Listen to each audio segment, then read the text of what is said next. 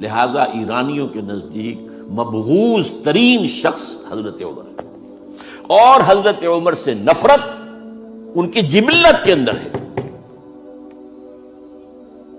ان کے جینز میں ہے۔ سلطنت کے اعتبار سے جس سلطنت کے چیتھڑے اڑ گئے وہ سلطنت ایران تھی۔ حضرت عمر کے ہاتھوں تو ختم ہو گیا نسیہ منسیہ۔ سلطنت روما اس کی صرف ایک ٹانگ ٹوٹی تھی تین میں سے۔ وہ تین بر اعظموں پر پھیلی ہوئی سلطنت تھی Roman empire, eastern Europe, northern Africa, western Asia. Western Asia میں شام اور ترکی کا علاقہ، شام لیا گیا اس سے، باقی تو اس کے پاس رہا، مشرقی یورپ بھی رہا، شمالی افریقہ بھی رہا، وہ رفتہ رفتہ بعد میں جو ہے گیا، لیکن یہ کہ اصل میں جو ہے پہلے مرحلے میں اس کی ایک ٹانگ ٹوٹی، ایک ایران کا خاتمہ ہو گیا۔ اور ایرانی بے انتہا نسل پرست، ان میں اپنی ریشیل سپیریورٹی کا بہت احساس ہے، نسلی برتری کا، اپنی تاریخ پر بہت ناز ہے، شہنشاہیت کی تاریخ جو کہ خسرو سے شروع ہوتی ہے، سائرس سے، پھر ڈیریس جیسا عظیم فاتح۔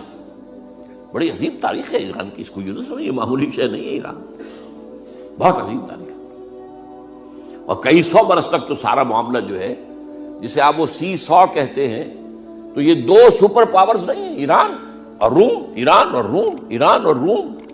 کبھی ایران غالب آ گیا روم بیٹھ گیا، کبھی روم غالب آ گیا ایران بیٹھ گیا۔ قرآن مجید میں ایک پوری سورت جو ہے سورہ روم کے نام سے ہے کہ نہیں؟ الف لام میم غلبت الروم فی ادنی الارض وهم من بعد غلبہم سیغلبون فی بضع سنین۔ بہرحال ایران کا جو پرخچے اڑے ہیں، بادشاہت ختم ہوئی ہے، اس کا وار آیا ہے حضرت عمر پر۔ یہ چونکہ ہوا حضرت عمر کے ہاتھوں،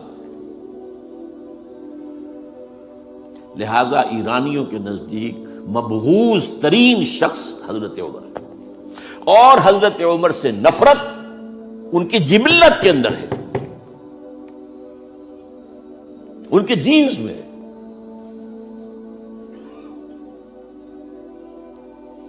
چنانچہ کس نے شہید کیا حضرت عمر کو؟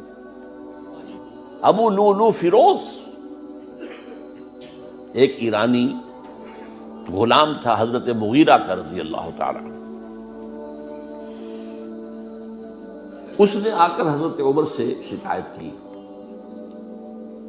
کہ حضرت مغیرہ جو ہے ان سے مکاتبت میں کر رہا ہوں، وہ مجھ سے بہت زیادہ پیسے مانگ رہے ہیں۔ مکاتبت یہ تھی کہ غلام طے کر لیتا تھا کہ میں کمائی کر کے تمہیں اتنے پیسے دے دوں گا تو مجھے تم آزاد کر دینا، مکاتبت کہلاتا تھا۔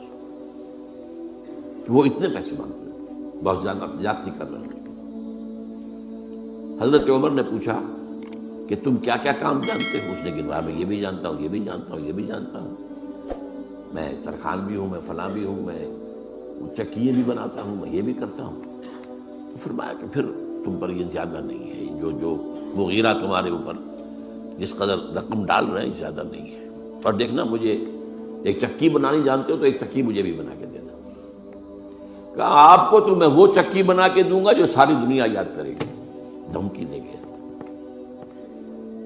اور حضرت عمر نے پہچان لیا تھا کہ دھمکی دی اس نے۔ دوسری طرف اس کی پشت پر کون تھا؟ ہرمزان، یہ ایک بڑا جرنیل تھا ایرانی، شکست ہوئی، گرفتار ہو کر آیا، کیونکہ بہت بڑا وار کرمنل تھا۔ اس کو فیصلہ کیا گیا اس کی گردن اڑا دی جائے۔ اب اس کی چال دیکھیے، ایرانی ذہن کہ مجھے ذرا پانی پینے کے لیے دے دیں اس سے پہلے کہ میری گردن اڑائی جائے۔ حضرت عمر نے فرمایا ہاں پانی دے دو۔ اب پانی کا کٹورا ہاتھ میں کہتا ہے دیکھیے مجھے ضمانت دیجیے جب تک میں یہ پانی نہ پی لوں مجھے قتل نہیں کریں گے۔ کہ ہاں ٹھیک ہے، جب تک تم یہ پانی نہیں پی لو گے تو میں قتل نہیں کیا۔ وہ کٹورا پھینک دیا پانی کا، کرو کا قتل مجھے کیسے کرتے ہو؟ تو یہ پانی تو میں نے نہیں پیا۔ چھوڑنا پڑ گیا اس کو، زبان کی بات تھی۔ وہ تھا اس کی پشت پر ابو لولو فیروز. اور ابو لولو فیروز کے اب بھی اس کے جیسے ائمہ اہل بیت کے اہل